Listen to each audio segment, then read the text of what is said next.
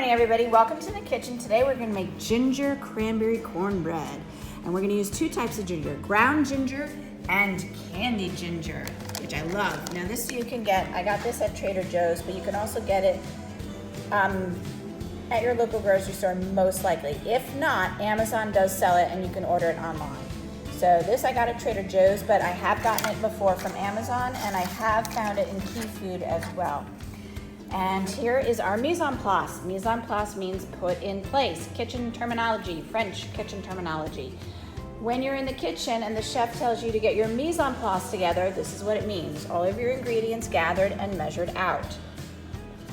All right, we have our canola oil, our buttermilk, our melted butter, baking powder, flour, cornmeal, salt, ground ginger, our cranberries, and we're going to use two types of cranberries in this recipe. We're going to use fresh cranberries and dried cranberries. I love the fresh cranberries in this. It really makes it really extra special, especially around Thanksgiving time to use the fresh cranberries. If you cannot get fresh cranberries, all dried cranberries is perfectly fine. So we also have a little bit of lemon zest to give it a little bit brightness and actually umps the flavor of everything. So I'm gonna get our dried cranberries rehydrated. So what does that mean?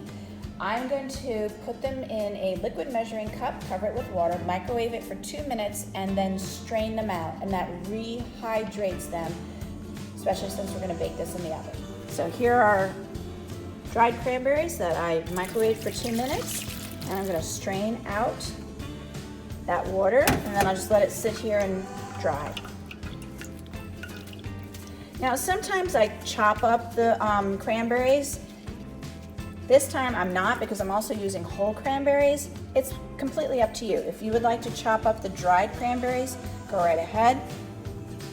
Do not chop up the fresh cranberries though. We want to leave those whole because then they pop when they're cooking and it really looks cool. All right, so we now have our lemon zest and candied ginger in a bowl with 1 tablespoon of sugar, and we're just gonna smush it together, very technical term.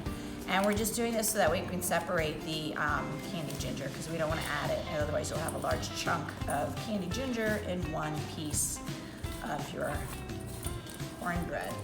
So we're gonna smush that together and separate it. What we wanna do first is we're going to, in a large mixing bowl, we're gonna whisk together all of our liquid ingredients. So we're gonna add in our canola oil, our buttermilk, and I'm gonna use the spatula to get every little bit in. We're gonna add in our melted butter,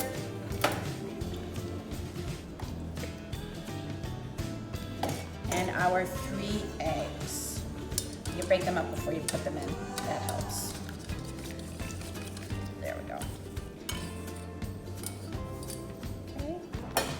So at this stage, we want to use the whisk so you can mix all of your ingredients together. Okay. And once you get that all combined, we're going to add in our flavorings, the lemon zest, the candied ginger, and that will soak. And because you're soaking it, it's gonna infuse the flavor of the ginger into your liquid ingredients. And now here's the trick. We're gonna take the cornmeal and we're gonna let it soak in your buttermilk as well, okay? The cornmeal, if you feel it, it's coarse, okay? It's a gritty texture. And I personally like my cornmeal to be nice and soft and fluffy like a cake. So I soak it in the buttermilk before we mix all of the other ingredients together. And that helps soften. Buttermilk is a tenderizer. Buttermilk is acidic. It helps to tenderize things. It tenderizes the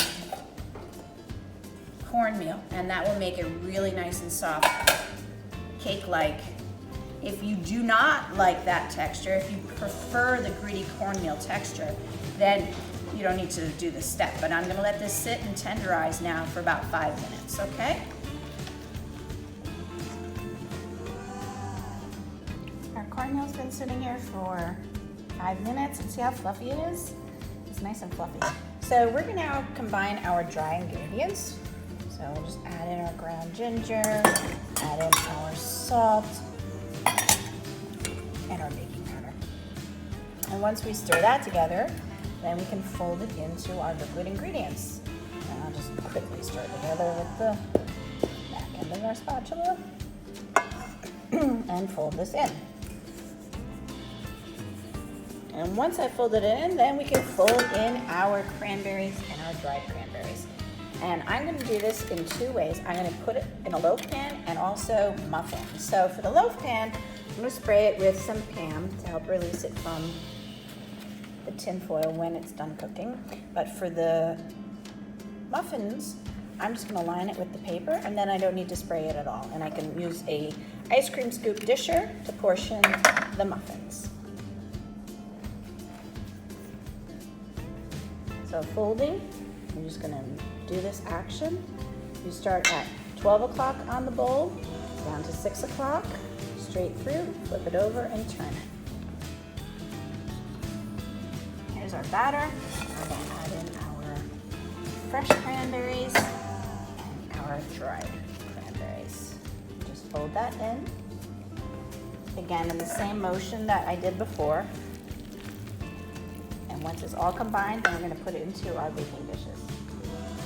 It's my first time baking it in this size loaf pan, so I'm going to weigh it so I get the amount. So 9.5, I'm going to put that much in here and see how much it bakes. And we're going to bake it at 350, or, you know, if you're eyeballing it, 3/4 of the sides full. That's how you check if it's done. We're just going to take a paring knife and we'll put it through. If the blade comes out clean, see how it's clean? It means it's done. Now we're gonna do some muffins. So I already have my papers in the muffin tin. I'm just using this ice cream scoop. It's the right size for this.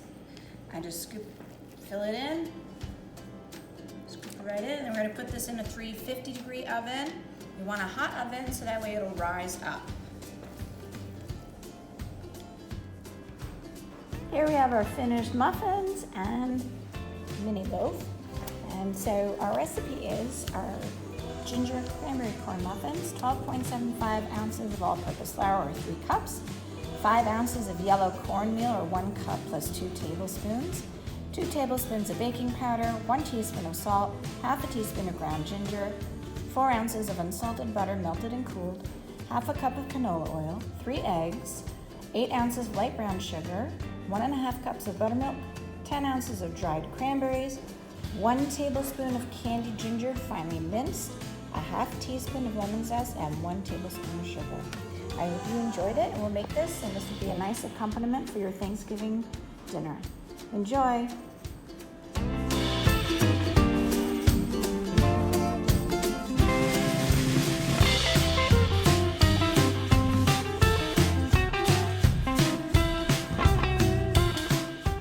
For more recipe demonstrations, please click like and subscribe to Chef Victoria Loves YouTube channel and have fun in the kitchen. Thank you.